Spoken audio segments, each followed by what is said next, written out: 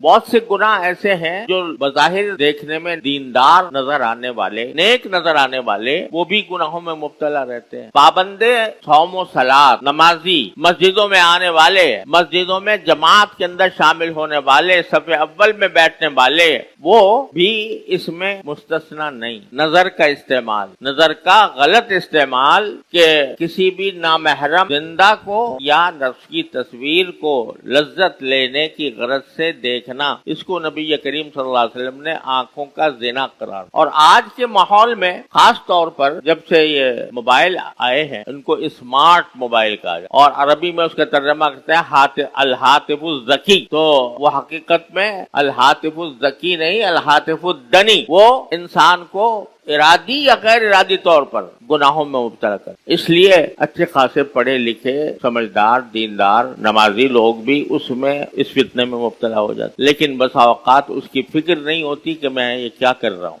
इसका क्या नुकसान है। इससे इंसान की इबादतों का नूर सल्ब हो जाता है बदनजरी से, लेकिन मुब्तला है और फिक्र नहीं कि किस तरह मैं इस्लाह करूं। लिहाजा सबसे पहली चीज जो इस्लाह के लिए जरूरी है वो अपने आप को गफलत से निकालना, अपना जायजा लेना, सुबह से शाम तक की जिंदगी को जांचना कि कहाँ कहाँ मैं ठोकर खा रहा हूँ। अल्लाह ताला ये फिक्र पैदा फरमा दे और इससे कोई मुस्तस्ना नहीं है। सहाबे किराम रज़ियल्लाहु ताला अन्हुम अजमाइन, एक ताबई फरमाते हैं कि मैंने 70 से ज्यादा सहाबे किराम से मुलाकात की, सहाबे किराम से जिन्होंने नबी करीम सल्लल्लाहु अलैहि वसल्लम की सोबतें उठाई, उनसे ज्यादा अफजल अंबिया के बाद कोई और है नहीं। कहते मैं 70 से ज्यादा सहाबे किराम से मिला हूँ और ऐसे सहाबे किराम से मिला हूँ जिनमें से हर एक को अपने बारे में यह खतरा था कि कहीं मैं मुनाफिक तो नहीं। वो सहाबी जिन्हें सरकार दो आलम सल्लल्लाहु अलैहि वसल्लम की सोहबत के चंद लम्हात भी पा लिए, तो उस सोहबत के असरात उनकी जिंदगी में नुमाया थे, लेकिन उसके बावजूद वो डरते थे कि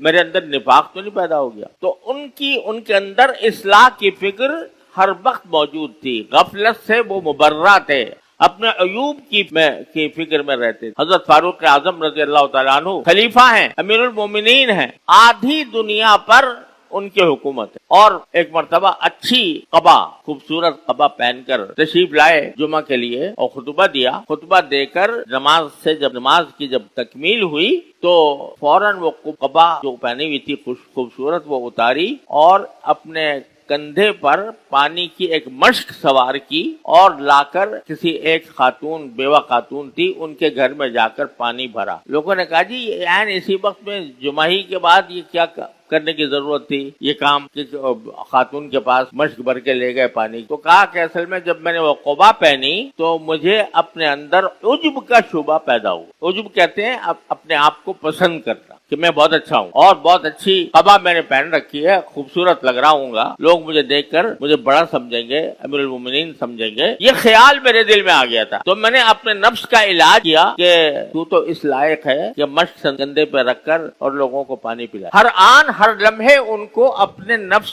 की इस्लाह की फिक्र रहती थी। तो सबसे पहली सीढ़ी इस्लाह की यह है कि इंसान गफलत से निकले। इस गफलत से निकलकर पहले ये समझे कि मैं एक बशर हूँ, एक इंसान हूँ और बशर और इंसान होने के नाते मुझसे बहुत सी गलतियां भी होती होंगी। पहले ये बात तो दिल में बिठाए कि मेरे अंदर भी गलतियां हैं और उन गलतियों की मुझे इस्लाह करनी चाहिए।